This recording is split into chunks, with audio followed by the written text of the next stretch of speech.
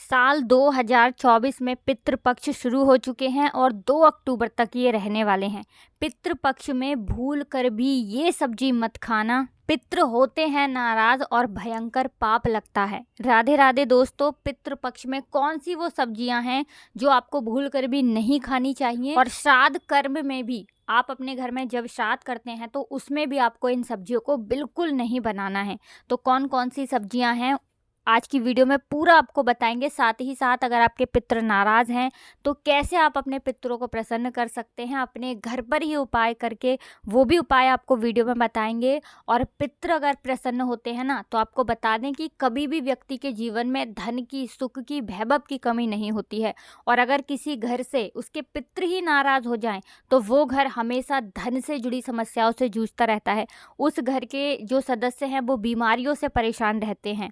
साथ ही साथ पितृपक्ष में अगर आप इन सब्जियों का सेवन करते हैं तो इससे आपके पितृ नाराज रहेंगे और उनका आशीर्वाद आपको कहीं ना कहीं नहीं मिल पाएगा। तो भूल कर भी आपको इन सब्जियों का सेवन नहीं करना है। बात कर लेते हैं कि पितृपक्ष में कौन सी वो सब्जी है, पहली कौन सी सब्जी है जो भूल कर भी आपको पितृपक्ष में नहीं खानी है और ना ही किसी को खिलानी है, क्योंकि अगर आप खिलाते हैं तो उससे भी आपको पाप लगता है।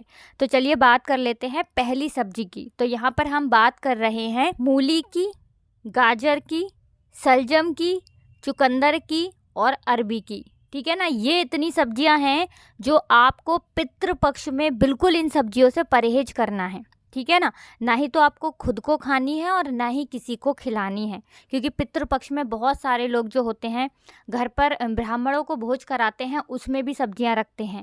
तो ना तो आपको खुद खानी है और ना ही किसी को खिलानी है, क्योंकि ऐसा यदि आप करते हैं तो पितृ जो हैं ये आपसे नाराज हो जाते हैं और आपको पितृ दोष लगता है। देखिए, पितृ दोष जब घर में लग जाए तो अच्छा खासा घर धन की बर्बादी की तरफ मुड़ने लगता है। मतलब पैसों की बर्बादी ऐसे घर में बहुत आसानी से होती है।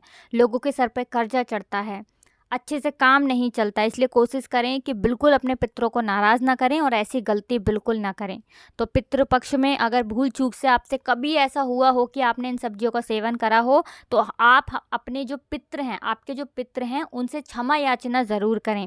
आगे से इन चीज़ों का ध्यान रखें कि इन सब्जियों का सेवन आपको पितृपक्ष में यानी श्राद्ध में बिल्कुल नहीं करना है। ठीक है ना, किसी ब्राह्मण को भी नहीं खिलाना है और खुद भी आपको इसका सेवन नहीं करना है। इसी के साथ आपको बताएंगे और कौन सी सब्जियां हैं जो पितृपक्ष में भूल कर भी आपको नहीं बनानी है अपने घर पे।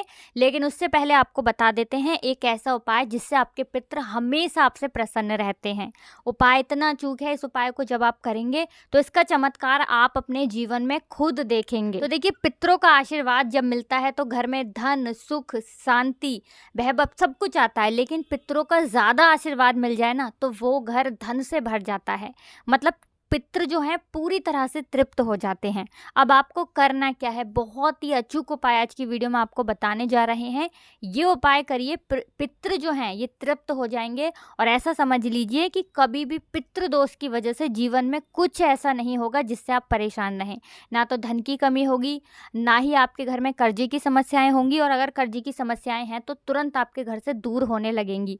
पितरों का ऐसा आशीर्वाद मिलेगा कि घर में धन, सुख, वैभव बढ़ता चला जाएगा। अब आपको करना क्या है, आपको एक लोटा तांबे के लोटे में जल लेना है। उस जल के अंदर आपको, अगर आपके पास लाल फूल है तो लाल फूल डाल लें, वरना थोड़ी सी रोली डाल लें। रोली तो सभी के घर में होती है, ठीक है ना, एक चुटकी रोली डाल लेंगे। थोड़ी सी इसमें चीनी आप डाल लें। अगर आपके पास अक्षत है, ऐसा चावल जो टूटा हुआ नहीं है, तो वो भी आप डाल लें।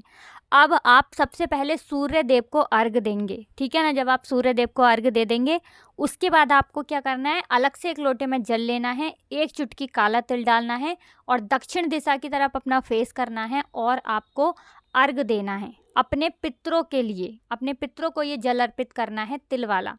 देखिए, जो तिल होते हैं, काले तिल जो होते हैं, ये पितरों को बहुत प्रिय होते हैं। अब जब भी आप ये उपाय करते हैं अपने घर पर तो ऐसा समझ लीजिए पितृ प्रसन्न भी होते हैं और आशीर्वाद देकर जाते हैं आपको। इतना आशीर्वाद कि किसी भी चीज़ की फिर आपके घर में कमी नहीं होती है। तो कोशिश करें कि पितृपक्ष में ये उपाय ज़रूर करें और अपने पितरों को हमेशा प्रसन्न करें। शाम के समय में जहाँ पीने का पानी रखते हैं उस स्थान पर दीपक ज़रूर जलाएं और अपने पितरों से क्षमा याचना ज़रूर करें। एक दीपक दक्षिण दिशा की तरफ भी ज़रूर जलाएं। कभी पितृदोष आपको परेशान नहीं करेगा, हमेशा पितर आपके प्रसन्न रहेंगे। चलिए बात कर लेते हैं और कौन सी वो सब्जी है जो आपको पितृपक्ष में ना तो खुद खानी है और ना ही किसी को खिलानी है, ठीक है ना। तो हम यहाँ पर बात कर रहे हैं चने और मसूर की दाल की। चने की दाल और मसूर की दाल से आपको दूरी बनाकर रखनी है पितृपक्ष में। पितृपक्ष में चने की दाल, चने का सत्तू, चने की मिठाई, चने से बने खाद्य पदार्थों का सेवन आपको बिल्कुल भी नहीं करना है। चने के साथ साथ ही पितृपक्ष में मसूर की दाल भी खाना मना होता है, इसलिए आपको बिल्कुल भी मसूर की दाल नहीं खानी है। इस दौरान किसी भी चीज़ को कच्चा भी नहीं खाया जाता है, ठीक है ना। कोई भी ऐसी सब्जी जिसे कच्चा आप खाते हैं वो भी आपको नहीं खाना है। ऐसा यदि आप करते हैं तो ऐसा समझ लीजिए कि पितृ जो हैं ये नाराज़ हो जाएंगे और पितृदोष आपको लगेगा। तो कोशिश करें कि ना तो आप इन चीज़ों को खुद खाएं और ना ही किसी को खिलाएं। और अगर आपकी जानकारी में कोई ऐसा व्यक्ति है जो इन चीज़ों का सेवन करता है तो आप उसको भी ये बात बताएं कि पितृपक्ष में चने की दाल या चने की दाल से बनी हुई कोई भी वस्तु या फिर मसूर की दाल या मसूर की दाल से बनी हुई कोई भी चीज़ नहीं खानी है। इसी के साथ आपको पितृपक्ष के दौरान यानी पितृपक्ष श्राद्ध पक्ष में लहसुन और प्याज नहीं खाना है। आप अपने घर में जो भी खाना बनाते हैं साधारण तरीके से ही उसे बनाएं और कोशिश करें कि पितृपक्ष के ये जो 16 दिन होते हैं इस समय पर आप लहसुन और प्याज का सेवन ना करें। अब 2 सब्जी और बची हैं जो बहुत महत्वपूर्ण है, इनका सेवन भी आपको पितृपक्ष में नहीं करना है। लेकिन उससे पहले आपको बता दें कि आपके पितृ अगर नाराज हैं तो आपको पता कैसे चलेगा। देखिए लगातार घर में धन की कमी आ रही है, एक एक रुपए के लिए परेशान है, कर्जे की समस्याएं बढ़ रही हैं। घर में कोई भी सदस्य, कोई बच्चा ऐसा है जिसे रात के समय में आपके घर में मतलब भूख लगती है, प्यास लगती है, या फिर आपके घर में पीपल का पेड़ निकल आया है। अचानक से बहुत सारे घर होते हैं जहां पीपल का पेड़ निकल आता है, या फिर आपके घर के जो बल्ब हैं उनकी रोशनी अचानक से धीमी हो रही है, तो कहीं ना कहीं पितृदोष आपके घर में है। जिस घर में लड़ाई झगड़ा कलेश बहुत रहता है उस घर में भी पितृदोष होता है। तो ये लक्षण है जिससे आप पहचान सकते हैं कि आपके घर में पितृदोष है या नहीं है। अब देखिए पितृ नाराज हैं तब भी और पितृ नाराज नहीं है तब भी हमेशा कोशिश करें कि पितरों को नाराज ना होने दें, हमेशा आपसे वो प्रसन्न ही रहें, क्योंकि उनका आशीर्वाद बहुत ज़रूरी होता है जीवन में सुख समृद्धि के लिए, धन की वृद्धि के लिए और अच्छे से जीवन को जीने के लिए। तो कभी भी अपने पितरों को नाराज़ ना होने दें और उनसे जुड़े हुए उपाय ज़रूर करें पितृपक्ष में। चलिए बात कर लेते हैं 2 कौन सी सब्जी हैं जो ना तो आपको खानी है और ना ही किसी को खिलानी है। हम यहाँ पर बात कर रहे हैं गोभी की। कौन सी गोभी? पत्ता गोभी, बंद गोभी, ठीक है ना, बंद गोभी जिसे बोलते हैं पत्ता गोभी। और बात कर रहे हैं कुम्हड़ा यानी कि पेठा जिसे बोलते हैं। ये 2 सब्जी ना तो आपको पितृपक्ष में खानी है और ना ही किसी को खिलानी है। अब आपको बता दें बहुत सारे लोग हैं जो ये बात नहीं जानते हैं और पत्ता गोभी को बनाते हैं या फिर पेठा या पेठे से बनी कोई मिठाई ग्रहण कर लेते हैं।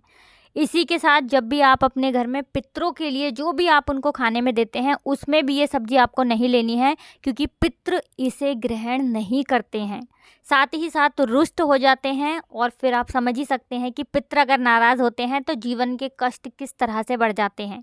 बिल्कुल ऐसी गलती ना करें और आपके जो भी कांटेक्ट में हैं जिन्हें आप जानते हैं उन्हें भी ये जानकारी ज़रूर बताएं। कोशिश करें कि पितृपक्ष में हमेशा ऐसे उपाय करें जिससे कि पितृ हमेशा आपसे प्रसन्न रहें और आपको आशीर्वाद देकर ही जाएं, कभी आपके घर में फिर किसी चीज़ की कमी ना हो। तो इसी के साथ वीडियो में कुछ पूछना हो तो कमेंट सेक्शन में आप पूछ सकते हैं। वीडियो को लाइक और चैनल को ज़रूर सब्सक्राइब कर लें जो लोग हमारे चैनल पर पहली बार आए हैं। आप सभी को राधे राधे, जय श्री कृष्ण, हर हर महादेव, जय शिव शंभू, जय हो पितृदेव की।